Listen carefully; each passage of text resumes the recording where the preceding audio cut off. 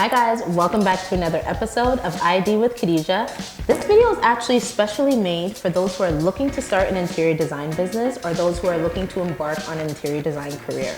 We want to really inform you guys on the hustle of an interior designer and how it never stops. So we do beautiful projects, whether complete home renovations, new builds, whatever it is, interior designers do, and we make it beautiful. And we want to talk to you guys about it so you know what to prepare for, what to expect, and kind of just be able to enjoy the ride with all of its ups and downs. Usually with design consultations, you're either charging a fee or you're being very nice and you're not charging a fee at all. And to tell you the honest truth, that is the direction that ID My Designs likes to take, because we want to show the clients why they should choose us. And preferably, I choose not to charge them at that time for the simple fact that is the time for me to win them. And with that simple thing of not charging a consultation fee, that allows the clients to kind of say, okay, let me see what you're about. So after the phone consultation, they usually invite you to their site, whether if it's a commercial property or a residential property. Once that's done, you'll have a walkthrough with the client on what it is they want, what they envision for their space, and you'll get to see the space as they're walking you through. And the other thing is, a lot of these clients will ask you your opinion on site. So as a designer, you have to be quick. You have to be thinking on your toes. When the client does ask you, what do you think? What's your opinion? Is this a better option? You can give something to them on the spot. I'll tell you with this, that is something that will win them over, because it shows them that you are reliable, you're creative, and you're a quick thinker. And that's something that a lot of clients are looking for when they are embarking on an interior design project. Once your phone consultation goes great, you win yourself a site visit to the commercial or residential property, and the clients agree with your fee and desire to proceed. This is where you do a site survey. So you're taking the measurements of the entire floor, whether if it's a condo, a 3-story home, whatever it is that they're looking to design, you're gonna need these measurements and dimensions to start the designing process of this project. So once you have done that, you're gonna be working with your team to start creating a design concept. So you're gonna come up with color schemes, mood boards, and this is basically just the direction of where you wanna take the project before you dive into start doing renderings. This is where project management really comes in, and your attention to detail really plays a big role in how you succeed in creating a design based upon the client's needs and presented it to the client where they have an understanding, they see the vision, and they want to move forward. Now, that's just a tip of the iceberg when it comes to the project management. The project management really begins when the client says, you know what, I love the designs, what's next? Getting quotes from contractors. So by this time, you should have a collective amount of contractors that you have done your research on if you're starting out, or contractors that have worked on several of your projects and really execute the job, and get yourself some tender bids. You're gonna present your scope of work to the contractors.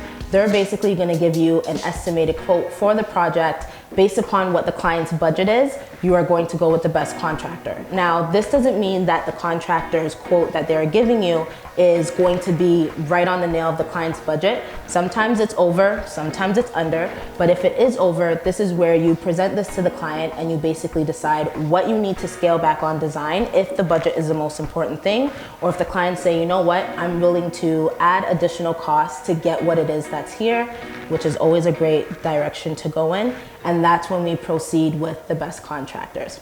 After that comes the real work.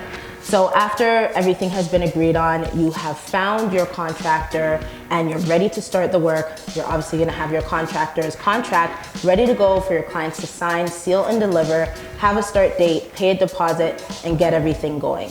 So material, sourcing, having that scheduling, this is where it all plays in.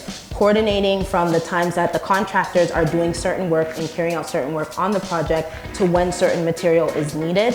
These things are key.